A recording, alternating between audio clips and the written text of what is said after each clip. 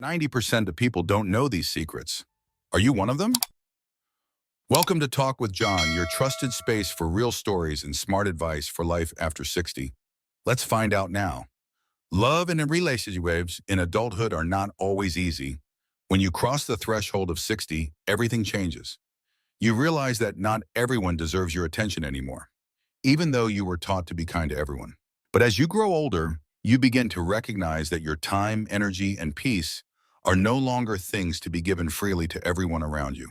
And if you're not careful, you will fall into the trap of boundless kindness. With over 40 years in the field of psychological counseling for older adults, I have witnessed countless stories, from family relationships, friendships, to romantic relationships. I've seen people who don't realize that love and respect aren't things that can be given without condition.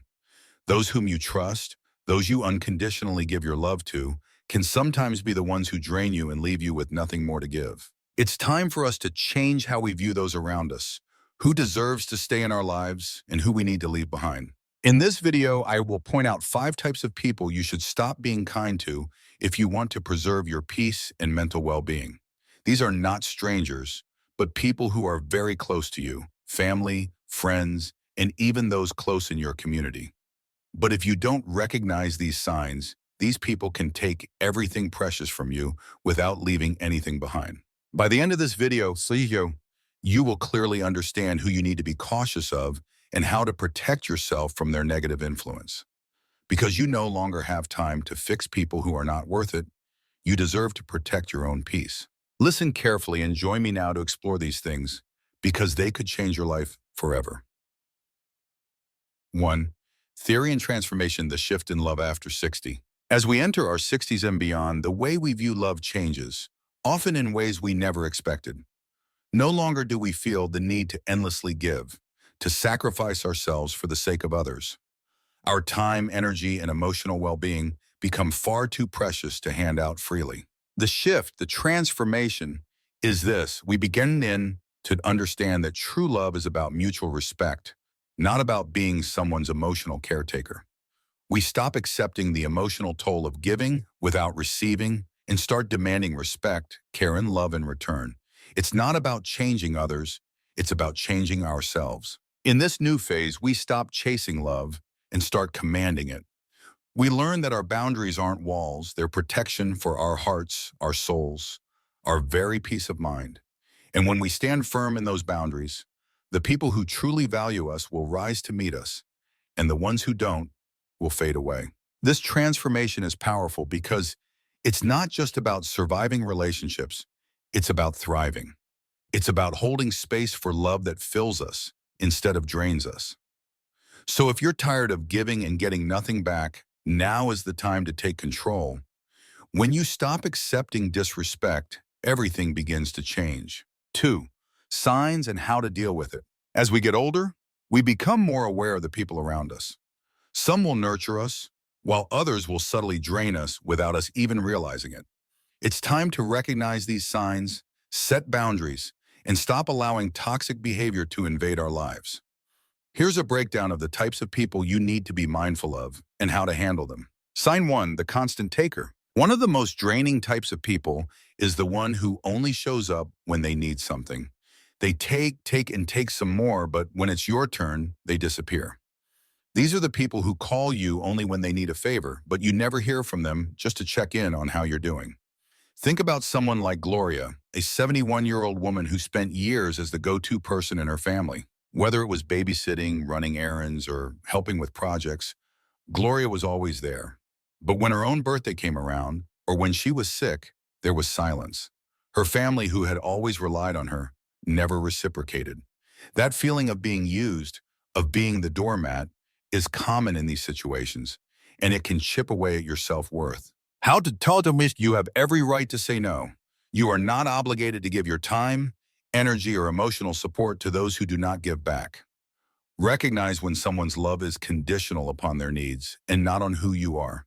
Protect your peace because your time and energy are limited. Sign 2, the chronic critic. Another subtle sign of disrespect is when people constantly criticize you. This isn't loud, angry criticism. It's quiet, passive, and constant. These are the people who make little comments about how you look, how you behave, or the choices you make in life. Over time, these small jabs begin to erode your confidence. Take Raymond, who had always visited his cousin every Sunday. But over time, his cousin would always find something to criticize. His hair, his decisions, his choices. At first, Raymond shrugged it off, but with each visit, he began feeling smaller and more insignificant. How to deal? Set clear boundaries. Stop allowing someone to make you feel small or doubt yourself. If they continuously chip away at your confidence, it's time to stop engaging with them. No one should make you feel like you're wrong for living your life in a way that feels right to you. Sign 3, the guilt tripper. Some people make you feel like you're the villain every time you say no, especially when you're trying to set healthy boundaries. They use your kindness and empathy against you, making you feel guilty for taking care of yourself. Margaret, 79, felt this when her niece would only call when she needed a favor. When Margaret said no, she would hear, "I just thought family would be there for me." The guilt tripper's weapon is emotional manipulation. It wears you down, making you question your worth, and often leaves you apologizing when you have nothing to be sorry for. How to deal? The key is self-respect. Stand firm and stop apologizing for setting boundaries. You don't owe anyone an explanation for why you're protecting your peace. People who love you will respect your needs. Those who manipulate your feelings do not deserve a place in your life. Sign 4, the secret competitor. This type of person appears to be supportive, but underneath, they're in constant competition with you. They might claim to want the best for you, but when it's your time to shine, they subtly try to dim your light. Helen, 76, joined a local art class after years of holding back her creativity. Her friend Judy said she was there to support her, but over time, Judy made small, cutting comments about Helen's artwork, undermining her confidence. These competitors never truly celebrate your success. Instead, they subtly bring you down. How to deal? Surround yourself with people who celebrate your success and want you to grow. If someone can't support you wholeheartedly, it's time to reevaluate the relationship. True friends lift you up, while secret competitors try to make you feel small.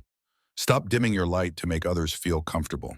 Sign 5, the passive-aggressive manipulator. This is the person who manipulates through silence, sarcasm, or subtle jabs that leave you questioning your own worth. They don't confront you directly, but instead they make sly comments that leave you feeling drained and confused. Harold, 83, had a neighbor named Doug who would often make passive-aggressive comments like, "Guess you're slowing down, huh?" when Harold needed help with something. Doug's comments were disguised as jokes, but the sting of them lingered. How to deal? Recognize passive-aggressive behavior for what it is: manipulation. When you identify it, refuse to engage. Do not allow anyone to make you feel lesser or question your value through subtle insults. Setting boundaries with passive-aggressive people is key to reclaiming your emotional strength. Silence, in these cases, is the most powerful response you can give. You see, power and self-respect theory. As we age, one of our greatest strengths is the ability to set boundaries and demand respect. But many of us feel guilty when we assert ourselves. We fear being selfish or difficult by saying no. But tolerating disrespect is far more damaging than standing up for our needs. When we allow others to treat us poorly, we teach them that it's acceptable, and we teach ourselves that we're not worthy of better. Self-respect is about recognizing your worth and setting boundaries. When you begin to demand respect from others, you'll notice a shift in your relationships. I recall a client, Sarah, in her 60s, who spent years putting others first. She finally realized that no one was there for her when she needed help. Once she set boundaries and said no when necessary, her relationships became stronger and more honest. Respect isn't earned from others. It's commanded through how you treat yourself.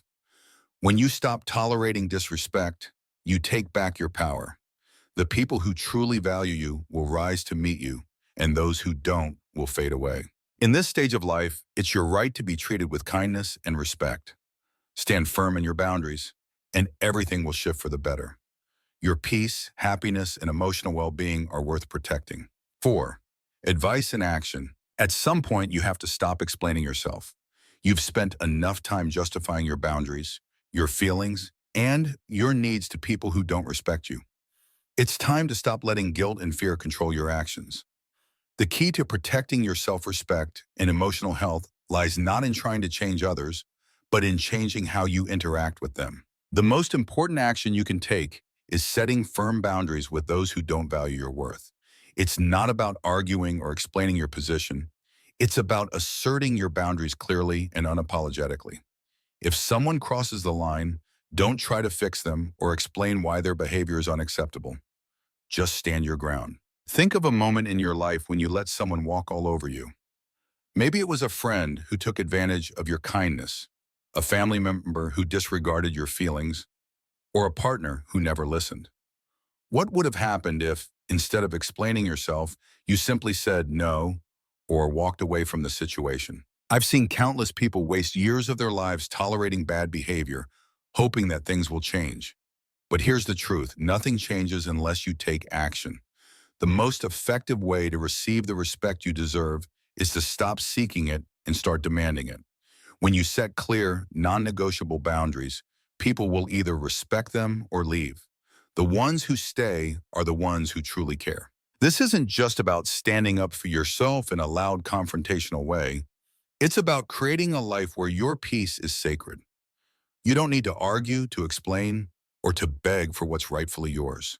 You simply need to refuse to tolerate anything less than respect. So take action today and recognize when you're being disrespected and stop excusing it.